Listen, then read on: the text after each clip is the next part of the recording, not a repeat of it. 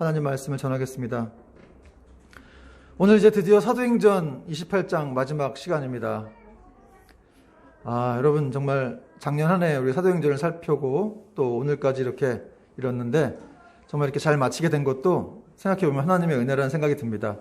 여러분은 그동안 어떤 느낌을 받으셨는지 모르겠지만 저는 사도행전을 개인적으로 설교하면서 참 교회가 무엇이고 또 이 성령님의 역사가 어떻게 또 운행하시면서 이렇게 사도들을 이끌어서 이 교회를 이끌어 오셨는지를 보면서 참 많이 은혜를 받고 힘이 났던 그런 시간이었습니다. 제가 제일 좋아하는 성경이 사도행전이기도 해요. 개인적으로 밝힙니다. 근데 다른 성경도 좋은 부분이 많은데 이렇게 사도들의 이야기가 참 제가 목회자라 그런지 더 그런 은혜가 되고 그런 것 같아요. 여러분 지난주 바울은 이제 멜리데 섬에 도착을 했었죠. 하나님의 인도하심 가운데 멜리데 섬이라는 곳에 도착을 했는데 이제 멜리데 섬은 이 그레데 섬이라는 곳에서 800km나 떨어져 있던 곳이었어요. 근데 여러분 멜리데라는 곳이 이제 지중해 한가운데 있는데 이게 지중해 한가운데에서 점에 불과한 그런 크기예요.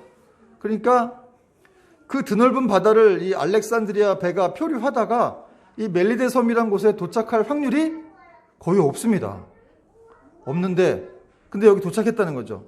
왜냐?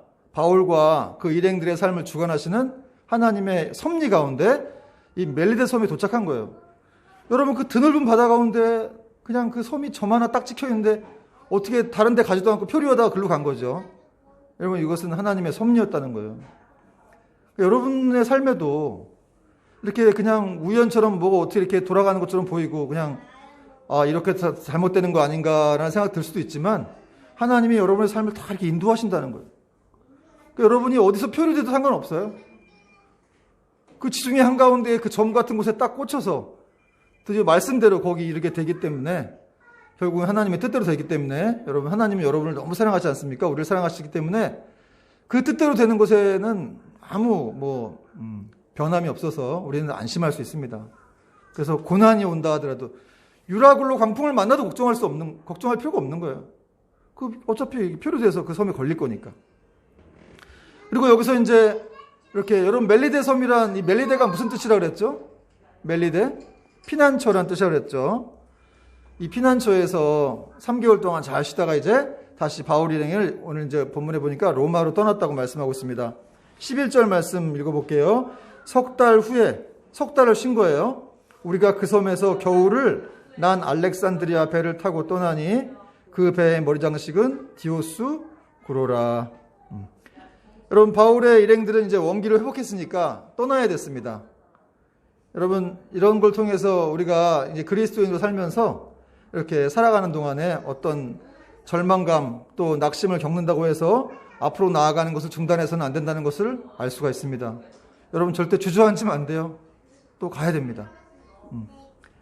근데 이들이 타고 간 배가 어떤 배예요? 보니까 알렉산드리아 배를 타고 떠나니 그랬는데 표류에서 들어올 때도 알렉산드리아 배예요. 알렉산드리아 소속의 배라는 뜻입니다. 거기 이제 곡물을 실어가지고 로마로 가는 배들이 많았거든요. 그 이집트의 알렉산드리아 지역을 말하는 건데 거기 소속의 배가 그러니까 바울이 표류하기 전에 먼저 들어와 있던 거예요. 폭풍을 피해가지고 이 겨울 폭풍을 피해가지고 이 겨울을 나기 위해서 이 멜레섬에 이렇게 들어와 있었습니다.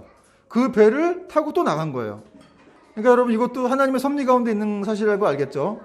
바울이 표류할 것을 아시고 하나님이 이렇게 3개월 전에 미리 이 알렉산드리아 배가 이렇게 폭풍을 피해가지고 이렇게 정박하게 이렇게 두셨다는 거예요. 여러분 모든 것이 이렇게 하나님의 섭리 가운데 이루어지고 있습니다. 그리고 이제 이 배의 뱃머리에는 보니까 이 디오스 구로라는 장식이 있었다고 나와 있어요. 그 배의 머리 장식은 디오스 구로라. 이 디오스 구로는 이제 이 그리스 신화에 나오는 이 제우스 신의 쌍둥이 아들들의 어떤 이런 이름이었어요. 제우스 신이 아들이 있었는데 쌍둥이였나 봐요. 이제 그런 명칭을 이제 디오스 구로라고 하는데 헬라어로는 디오스 크로이라고 하는데 근데 이 디오스 크로이가 이렇게 장식되어 있는 배를 타고 바울과 일행들이 이렇게 로마로 떠난 겁니다. 근데 이게 뭐가 그렇게 중요하냐? 어쨌든 누가가 썼으니까 성경에 기록되어 있으니까 우리가 살펴봐야 되는데 어쨌든 여러분, 그 배를 타고 이제 바울과 그 일행들이 그냥 간 거예요. 여러분, 근데 이 배를 만든 사람들은 이 디오스쿠로이를 만들면서 그리스 신화에 나오는 제우스 신이 사실은 이 디오스쿠로이는 이 뱃사람들을 지켜주는 그런 어떤 수호신 같은 개념이었습니다. 그러니까 이 뱃사람들, 이 배를 만든 사람들은 디오스쿠로이가 이 배를 지켜준다고 생각할 것이고, 또 거기 타고 있는 선장이라든지 선원들은 또 디오스쿠로이한테 어떤 종교적인 예를 취했겠죠. 뭐 제사를 드린다거나 경례를 했다거나 예배를 드렸다거나 그럴 수가 있는 건데, 근데 이 배를 타고 바울과 그 일행들이 로마로 떠났다는 거예요. 이게 뭘 말하는 거냐? 그냥 우상이 아무것도 아니라는 거예요. 그냥 하나님이 쓰시는 도구일 뿐이라는 걸 지금 이렇게 성경이 또 말해주고 있습니다. 여러분, 오늘날에도 얼마나 많은 사람들이 이렇게 우상을 섬기고 있어요. 귀신에 속아가지고 우상에 붙들려 있고 거기에 얽매여 있고 또 심지어는 우상을 무서워하고 있고, 제가 대만 선교 갔을 때 어떤 어린 청년이 그 사찰에 들어가더니 그 이상하게 기괴하게 생긴 막 그런 우상들이 있잖아요. 그걸 보더니 막 너무 무서워하더라고. 그래서 전도를 못하겠다고 막 겁을 내는 그런 얘기를 들어본 적이 있습니다. 근데 그런 것들이 아무것도 아니라는 거예요. 거기에 얽매여가지고 평생을 살아가는 사람들이 많지만, 일본만 해도 뭐 800만이 넘는 우상들이 있고, 인도에는 뭐 몇십억 개가 되는 우상들이 있는데, 그런 우상들이 아무것도 여러분, 사람들은 어떻게 보면 보이는 것들은 다 섬기는 것 같아요. 눈에 보이는 것들. 자기가 만들어가지고 눈에 보이는 것들은 다 섬긴다. 아무것도 아닌데 말입니다. 여러분, 카톨릭 성당 같은 데 가봐도 이렇게 성모 마리아 상이라든지 그게 이렇게 마당에 서 있어요. 그리고 여러 가지 거룩한 이렇게 성상들이 있거든요. 그런 것들 보면은 굉장히 아주 웅장해 보이고 멋져 보이죠. 근데 여러분, 그렇게 눈에 보이는 것만을 추구하다 보면은 눈에 보이지 않는 하나님은 잘 만날 수 있을까 모르겠어요. 여러분, 기독교인들은 눈에 보이지 않는 하나님을 추구하는 사람들이거든요. 말씀을 통해서 눈에 보이지 않는 하나님을 따라가는 거예요. 하나님은 영이시기 때문에 안 보이기 때문에, 그래서 우리가 신앙생활이 어려운 건데, 그러나 안 보인다고 해서 안 계신 분이 아니라는 것이죠. 카톨릭 같은 경우도 이렇게 사람에게 고해성사도 하잖아요. 보이는 사람에게. 그럼 우리는 하나님께 직접 나갈 수가 있다는 거죠. 하나님께 직접 죄 고백을 하고, 오늘도 여러분이 기도할 때 그런 죄 고백을 했죠. 그 보혈의 능력으로 우리는 치유를 받습니다. 여러분, 이렇게 보이는 것의 위험성이 많다는 것이죠. 이 디오스쿠로라고 하는 것도 그냥 배 앞머리에 딱 달려가지고 사람들에게 그걸 믿는 사람들에게는 어떤 큰 신 같은 개념인 건데, 사실은 아무것도 아니라는 거예요. 우리 기독교인들은 보이지 않는 하나님을 추구하는 사람들이기 때문에 그렇습니다. 말씀을 통해서. 그리고 이제 바울이 탄 배가 이렇게 출발했어요. 그리고 이제 수라구사라는 곳에 도착했는데, 이 수라구사는 지금 이탈리아의 시칠리아 섬의 수도예요. 2000년 전에 이름이 수라구사입니다. 거기서 3일간 머물렀다고 성경에 나와 있습니다. 그리고 이제 북쪽으로 113km를 올라가서 레기온으로 가서 이제 하루 머물렀다가 다시 이제 보디올이라는 곳으로 갔다고 말씀하고 있는데, 그 내용이 이제 12절, 13절에 나오죠. 12절, 수라구사에 대고 사흘을 있다가 13절, 거기서 둘러가서 레기온에 이르러 하루를 지낸 후 남풍이 일어나므로 이튿날 보디올에 이르러. 이게 이제 왜 적혀 있느냐. 근데 여러분, 레기온이라는 곳에서, 레기온은 여러분 이탈리아 지도가 어떻게 생긴지 아세요? 장화 모형으로 생겼잖아요, 이탈리아 지도가. 근데 레기온이라는 곳이 장화의 그 앞부분, 발가락 앞쪽 정도 되는 그런 이탈리아 지도의 고기쯤 되는 그런 항구 도시예요. 거기까지 이제 거기서부터 이 보디올이라고 하는, 보디올은 어디냐? 이탈리아의 나폴리만에 있는 작은 항구인데, 우리나라 김민재 선수가 지금 나폴리 팀에 뛰고 있죠. 그 나폴리 쪽의 항구예요. 작은 항구인데, 그러니까 레기온에서 그 보디올까지는 370km. 그러니까 하루 만에는 갈 수가 없습니다. 근데 저기 지금 하루 만에 갔다고 나와 있거든요. 왜 이렇게 하루 만에 갔느냐? 이것은 이제 하나님이 이렇게 순풍을 불게 하셔가지고, 순풍이 뭔지 알죠? 배가 가는 방향으로 부는 바람이에요.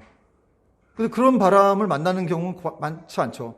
대부분 역풍을 만나거나 이래갖고 막 늦게 가는데, 순풍을 불게 하셔가지고 하루 만에 이렇게 보디올까지 도착하게 하신 겁니다.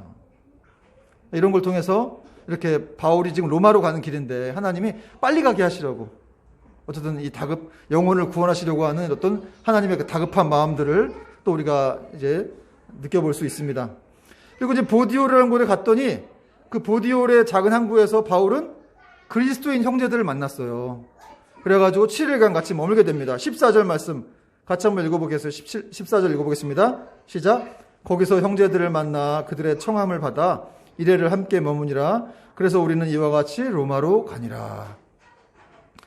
이탈리아의 나폴리의 작은 항구인데, 여러분 예루살렘에서 복음이 시작됐는데 2200km를 지나가지고 지금 이탈리아까지 온 거예요. 몇십 년 지나가지고 지금 이 바울이 지금 인생 말년인데, 그러니까 뭐 4, 50년 지났을 때인데 복음이 이미 이탈리아까지 퍼져 있었던 거죠. 근데 여기 그리스도인 형제들이 있었다는 거예요. 그러니까 바울이 기뻤겠어요? 안 기뻤겠어요? 위로를 받았겠죠. 로마까지 가는 도중에. 여러분, 우리가 이렇게 하나님 항상 우리가 미처 생각하지 못한 곳에 이렇게 그리스도인들을 두는 경우가 있습니다.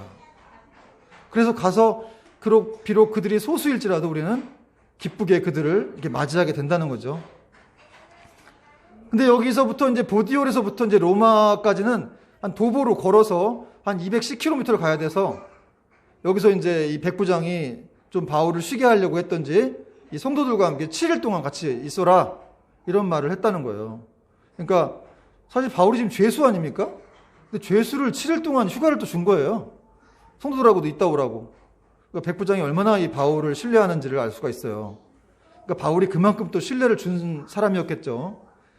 그러니까 이렇게 성도들하고 교제하면서 바울은 로마로 가기 전에 많이 위로를 받았을 겁니다. 근데 또 이렇게 로마에 가까이 가서 또 로마 성도들이 찾아왔다는 내용도 나오고 있습니다. 15절 보니까, 15절 한번 읽어보세요. 시작. 그곳 형제들이 우리 소식을 듣고 아비오 광장과 트레이스 타베르네까지 맞으러 오니 바울이 그들을 보고 하나님께 감사하고 담대한 마음을 얻으니라. 보디올에도 그리스도인 형제들이 있었는데 또 로마에 가까이 가다 보니까 또 어떤 성도들이 이 아비오 광장이라는 곳까지, 그곳 형제들은 누구냐면 이 로마의 성도들이에요.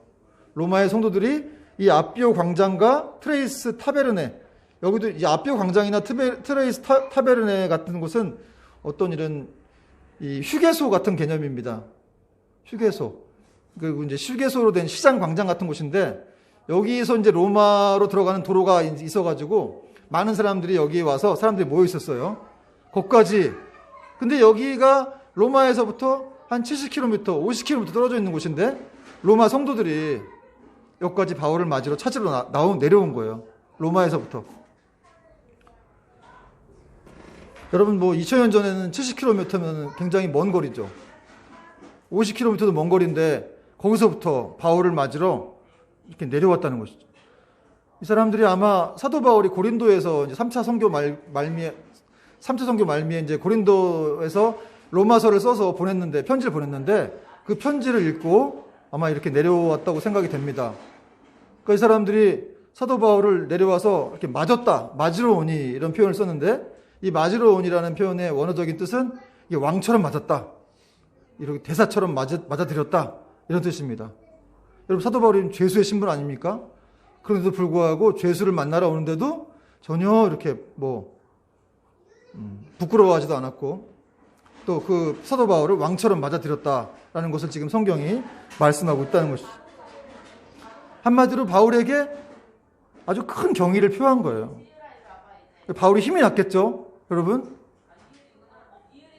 그래서 이러한 일들로 인해서 사도 바울이 하나님께 감사하고 담대한 마음을 얻었다, 이렇게 성경은 말씀하고 있다는 거예요.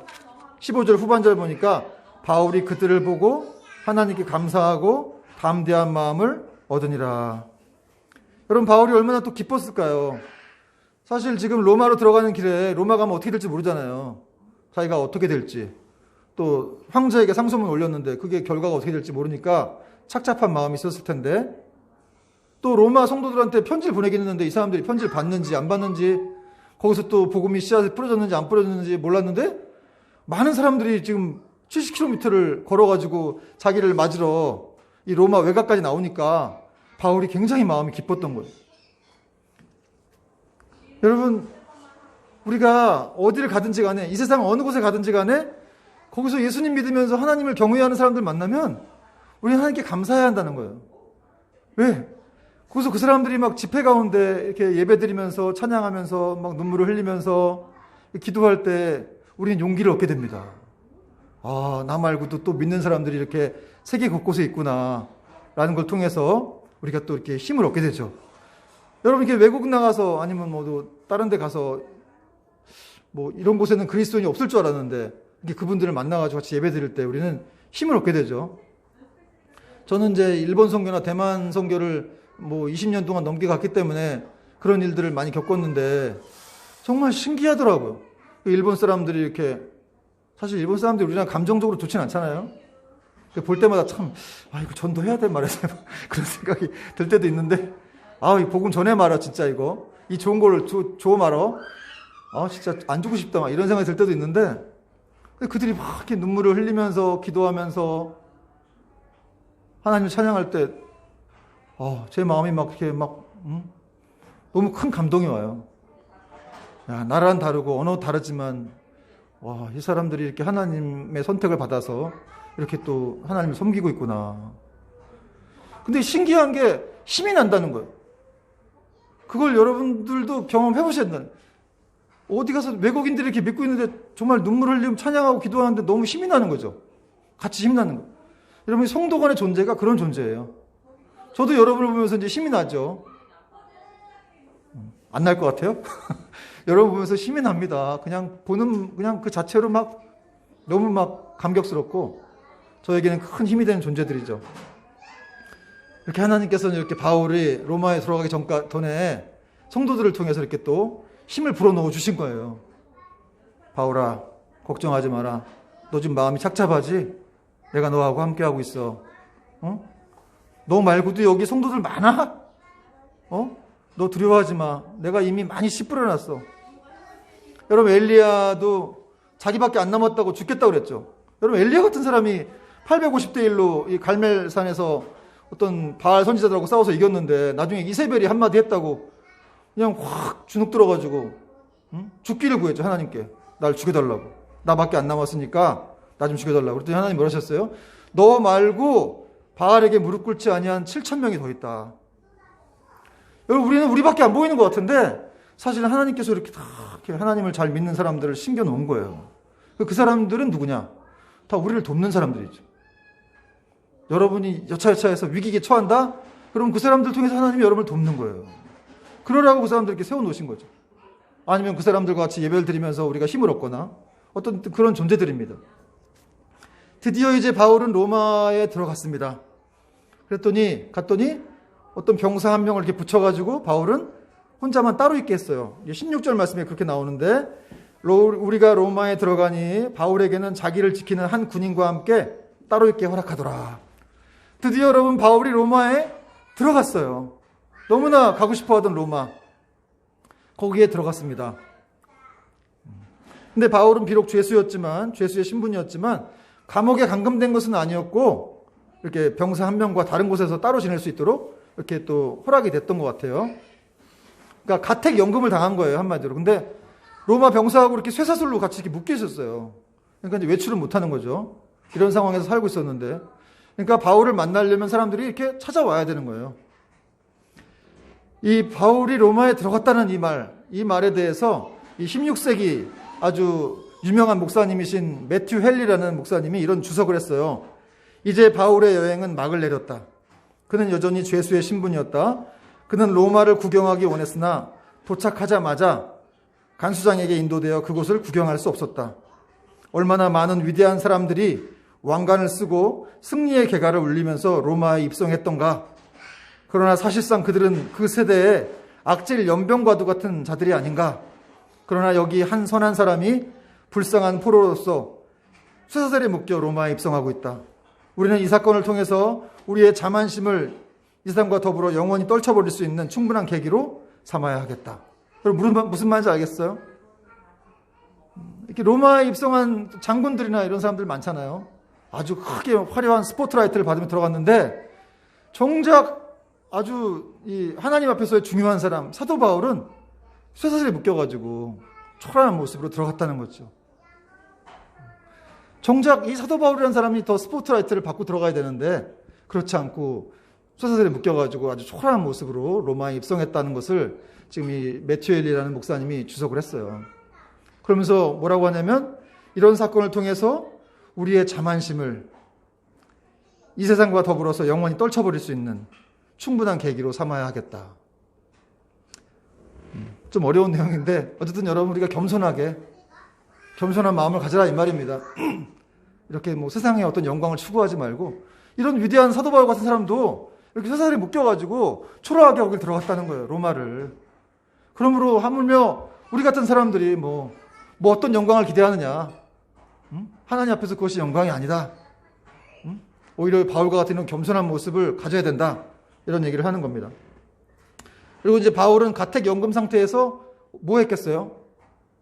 또 3일 후에 복음을 전합니다. 유대인들의 최고 지도자들을 불러 모아가지고 복음을 전했다는 내용이 나오고 있습니다. 17절 보니까 읽어볼게요. 17절 시작. 사흘 후에 바울이 유대인 중 높은 사람들을 청하여 그들이 모인 후에 이르되 여러분 형제들아 내가 이스라엘 백성이나 우리 조상의 관습을 배척한 일이 없는데 예루살렘에서 로마인의 손에 죄수로 내준 바 되었으니 18절 제가 읽어볼게요. 로마인은 나를 신문하여 죽일 제목이 없으므로 석방하려 하였으나 19절 유대인들이 반대하기로 내가 마지못하여 가이사에게 상소하며 내 민족을 고발하라는 것이 아니니라. 그러므로 너희를 보고 함께 이야기하려고 청하였으니 이스라엘의 소망으로 말미암아 내가 이 쇠사슬에 매인 바 되었노라. 대충 무슨 말인지 알겠죠? 여러분 이 로마에 들어와서도 처음으로 유대인들을 찾는 그런 바울의 모습을 볼 수 있어요. 어느 도시를 가든지 간에 자기 민족 유대인들한테 먼저 복음을 전했습니다. 유대인들을 그렇게 사랑하는 거예요, 바울이. 어떤 내용을 설명했냐면 나는 죄가 없다. 그 증거는 내가 너희들의 어떤 백성이라든지 그런 어떤 관습을 거슬린 적이 없다. 그런 얘기를 17절에서 하고 있습니다. 그리고 18절에 보니까 또 로마 총독들이 나를 신문했는데 그들이 나를 무죄로 풀었다. 여러분 천부장이라든지 베스토, 벨릭스 총독, 또 아그리파 왕까지 바울은 죄가 없는데? 이래서 속방시켜. 이랬는데 이제 바울이 유대인들이 계속해서 바울을 잡아 이렇게 하다 보니까 어쩔 수 없이 황제에까지 이렇게 상소하게 되었다. 여기까지 로마까지 오게 되었다. 이런 말을 한 겁니다. 그러면서 내가 사슬을 이렇게 매인 것은 사실은 죄는 없지만 이스라엘의 소망 때문이다. 이제 20절에서 이렇게 말씀하고 있어요. 이스라엘의 소망은 뭐냐? 예수님의 부활 사건으로 인해서 그 유대인들의 오랜 소망이 이루어진 거예요. 예수 그리스도가 이렇게 부활하셔가지고 우리가 영생을 취하게 됐잖아요. 그거가 이제 유대인들의 오랜 소망이었는데 그게 이루어졌다. 나는 그걸 전하기 위해서 이렇게 묶여 있는 거다. 그러니까 결국 이제 유대인들 초청한 이유는 그런 걸 말하기 위해서였죠. 그랬더니 유대인들이 그래? 근데 사실 너에 대해서 우리가 들은 게 없어. 그리고 거기 유대에서 로마로 오는 사람들이 어떤 너한테 나쁜 얘기를 한 적이 없어. 너에 대해서. 그러니까 우리는 어쨌든 네 얘기를 사람들이 많이 반대하는데 그 반대한 얘기를 그 반대하는 복음에 대해서 들어보고 싶다. 이런 얘기를 유대인들이 한 겁니다. 그 밑에 쭉 내용이 나오고 있어요. 어쨌든 이렇게 1차로 유대인과 만남이 굉장히 긍정적으로 끝났어요. 그래갖고 이제 바울과 유대인들이 또 약속 시간을 정해가지고 며칠 후에 만나기로 합니다. 그리고 그 약속한 날짜가 되어가지고 바울이 기다리고 있는데 어떤 일이 벌어졌을까요, 여러분? 유대인들이 사람이 엄청 몰려온 거예요. 생각보다. 우리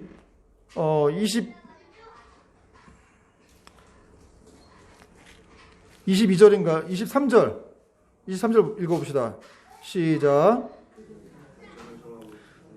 유숙하는 집에 많이 오니 바울이 아침부터 저녁까지 강론하여 하나님 나라를 증언하고 모세의 율법과 선지자의 말을 가지고 예수에 대하여 권하더라. 그들이 날짜를 정하고 그가 유숙하는 집에 많이 오니 많이 왔어요. 유대인들이 생각보다. 바울이 아침부터 저녁까지 강론하여 하나님의 나라를 증언하고 모세의 율법과 선지자의 말을 가지고 예수에 대하여 권하더라. 유대인들이 많이 오니까 바울이 아침부터 저녁까지 계속해서 하나님 나라와 예수님에 관한 모든 말씀을 가르쳤다는 거예요. 여러분 바울이 지금 한 3-4시간 가르친 게 아니죠. 5시간, 6시간 가르친 게 아니고 하루 종일 아침부터 저녁까지 계속해서 유대인들에게 유대인들을 여러분 이렇게 예수 믿게 하려고 어떻게든지 예수 믿게 하려고 이렇게 하루 종일 말씀을 가르쳤다는 거죠. 근데 여러분, 사도 바울이 건강이 좋은 사람이 아니잖아요. 인생 말년이고 지금 육체에 가시도 있었고 툭 하면 쓰러지고 이런 사람이고, 또 누가 이렇게 또 뭐 시간 되면 밥 갖다 주고 이런 환경도 아닌데, 뭐 밥이든 말든 상관없이 그냥 하루 종일 말씀을 가르친 거예요. 저도 이렇게 1시간, 지금 제가 30분 설교하는데, 이게 하고 나면 좀 이렇게 뭔가 좀 영적인 어떤 뭐 이렇게 좀 기가 빨리고 힘든 그런 게 느껴지는데, 하루 종일 이걸 설교한다. 그럼 여러분들은 안 좋아하겠지만, 이런 식으로 설교하면 요즘 같으면 쫓겨나겠지만, 사도 바울은 이렇게 하루 종일 아침 저녁까지. 근데 왜 이렇게 했느냐? 이렇게 설교해서 유대인들을 믿게 하려고 했다는 거예요. 어떻게든 믿게 하려고. 여러분, 사도 바울의 열정이 보이지 않습니까? 어떻게든 예수 믿게 하려고. 여러분, 이걸 통해서 우리는 사도 바울의 어떤 이 신학적인 내공이 얼마나 깊은지를 알 수가 있어요. 하루 종일 설명할 정도예요, 복음을. 그리고 또 하나, 이 유대인들에 대한 관심이 얼마나 큰지, 자기 동족에 대한, 자기 민족, 가족에 대한 이런 관심과 사랑이 얼마나 큰지를 우리가 또 알 수가 있습니다. 한마디로 여러분, 사도 바울이 지금 이렇게 해서 죽을 수도 있어요. 자기 생명을 아끼지 않은 거죠. 아끼지 않고 계속해서 복음을 전했다. 여러분, 오늘날 이 시대는 이렇게 열정을 잃어버린 시대라고 볼 수가 있는데, 여러분, 우리가 이렇게, 이 복음은 절대 진리 아닙니까? 다른 건 모르겠는데, 여러분, 다른 일에 열정 내지 마시고 우리가 이 절대 진리인 복음에 대해서 더 열정 내는 저와 여러분 되길 축원합니다. 여러분, 진리 자체의 어떤 그런 진리 자체가 완전하지만, 그러나 전하는 자의 열심 또한 중요하기 때문에 그렇습니다. 여러분, 복음을 전하는 자들은 이렇게 열정이 있어야 한다는 거예요. 예수님께서도 미지근하지 말라 이렇게 말씀하셨죠. 네가 차든지 뜨겁든지 하라.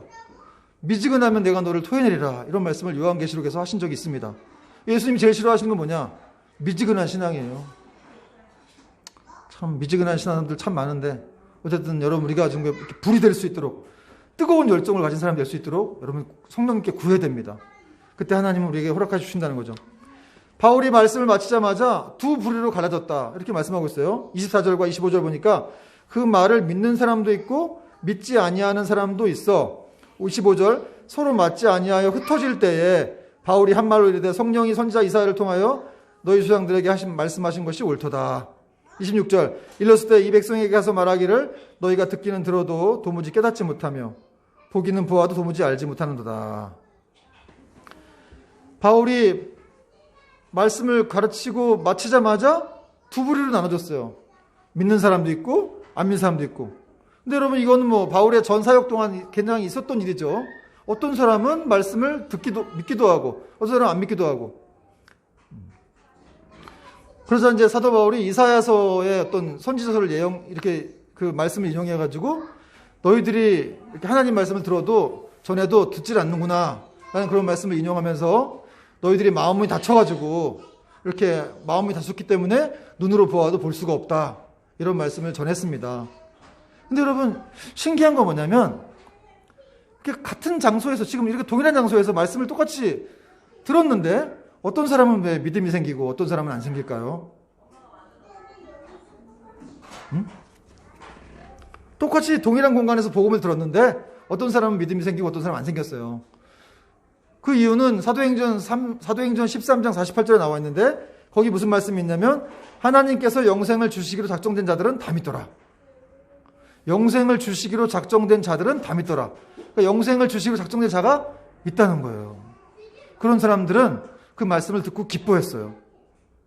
그때도 이방인들이 듣고 기뻐했죠. 여러분, 어떤 유대인들은 그 말씀을 듣고, 영생을 주시기로 작정된 유대인들은 바울의 말씀을 듣고 기뻐했고 좋아했고 받아들였고, 또 그렇지 않은 사람들은 이렇게 말씀을 배척했다는 것이죠. 이 로마서 9장에도 보면은 이렇게 이런 말씀이죠. 11절 보니까 그 자식들이 아직 나지도 아니하고 무슨 선이나 악을 행하지 아니한 때에 택하심을 따라 되는 하나님의 뜻이 행위로 말미암지 않고 오직 부르시는 이로 말미암아 서게 하려 하사 리브가에게 이르시되 큰 자가 어린 자를 섬기리라 하셨나니 기록된 바 내가 야곱은 사랑하고 에서는 미워하였다 하심과 같으니라. 에서는 그냥 뭐 너 미워 이랬다는 게 아니라 에서는 택하지 않았다는 거예요. 하나님이 야곱은 택하시고 에서는 택하지 않았다. 그러니까 여러분, 이 구원이라고 하는 게 하나님의 주권이라는 것을 지금 말씀하고 있습니다. 하나님의 일하심이라는 것을. 그러니까 어떤 사람이 복음을 들어도 아무리 해도 믿겨지지가 않는 거예요. 아무리 들어도. 택함 받은 사람이 아니기 때문에 아무리 말씀을 들어도 믿겨지지가 않는 거죠. 그래도 여러분들은 제 말씀을 지금 들으면서 어떤 부분은 믿겨지기도 하고 어떤 부분은 안 믿겨지기도 하고 그럴 텐데 그건 감사한 거예요. 어떤 불신자들은 아예 안 믿겨지고 저 사람 무슨 미친 소리 하나. 그러니까 여러분 사도 바울이 하루 종일 복음을 증거했는데 거기서 그 하루 종일 들었던 사람들 중에 안 믿겨졌던 사람들은 저게 지금 하루 종일 무슨 소리 하나. 근데 참 신기하죠? 어쨌든 하루 종일 듣고 있는데 안 믿겨지는데도 거기서 계속 머물러 있었으니까 집에도 안 가고. 어쨌든 듣고 있는 자체가 신기한 건데 아무리 거기 뭐 하루, 뭐 이틀, 3일, 일주일을 들어도 그 사람들은 이제 들려지지가 않는 거예요. 믿겨지지가 않는 것이죠. 왜냐? 이것은 이제 하나님의 전적인 구원하심은 하나님의 주권이기 때문에 그렇습니다.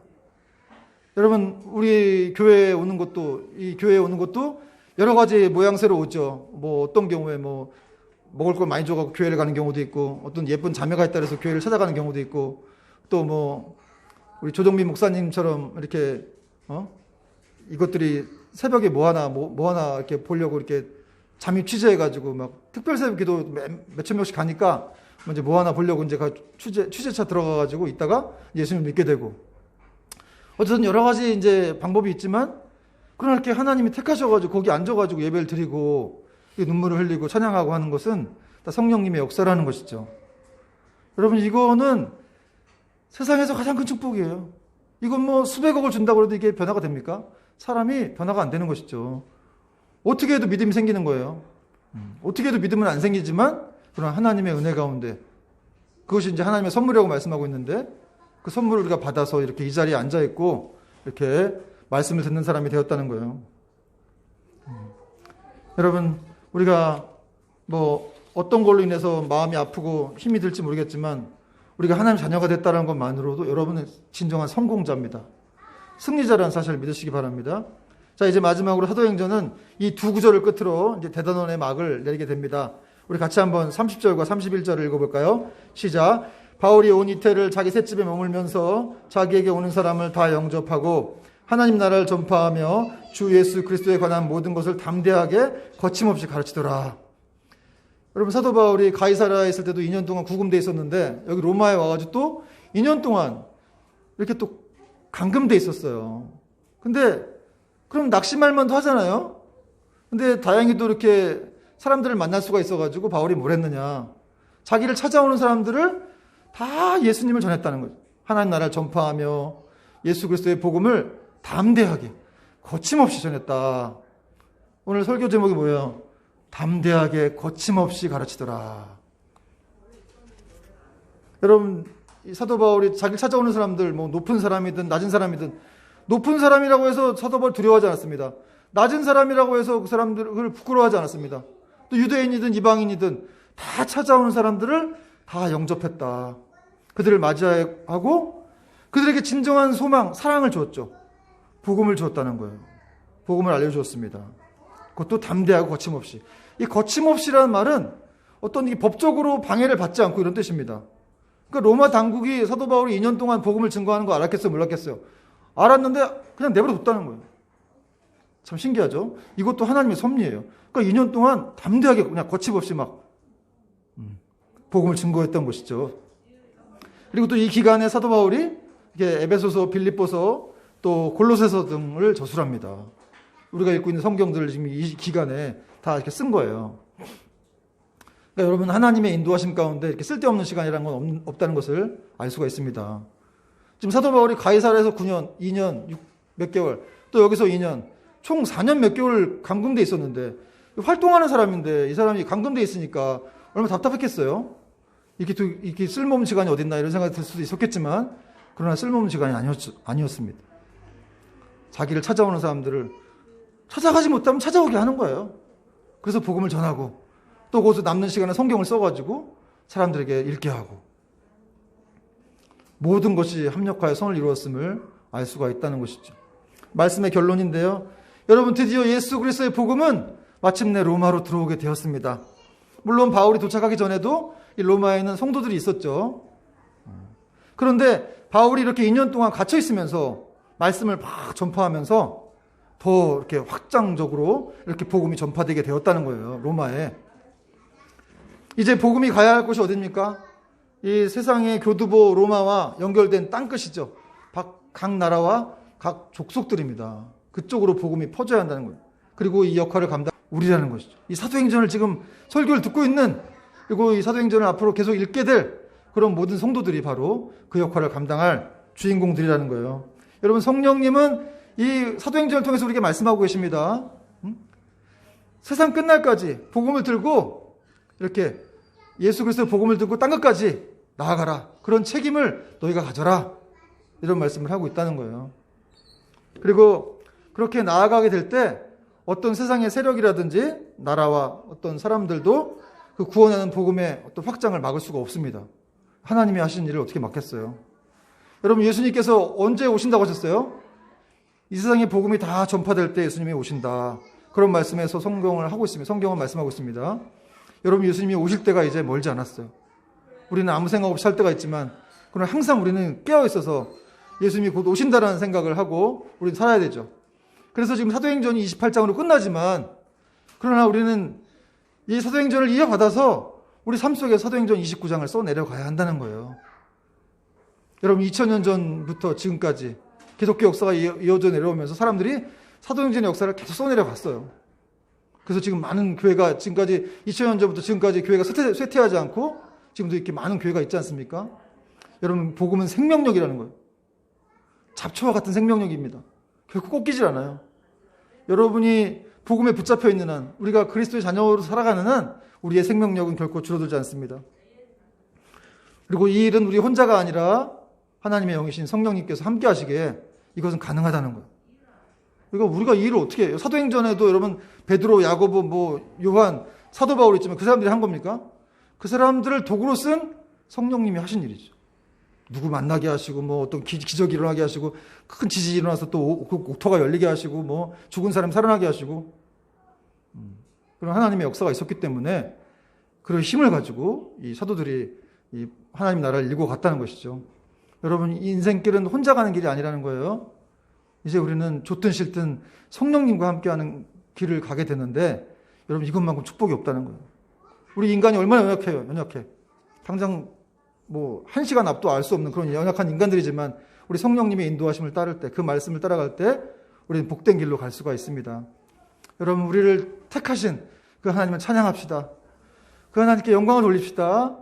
여러분, 올 한해 그런 믿음으로 또 승리하는 저와 여러분 되기를 주님의 이름으로 축원합니다. 아멘.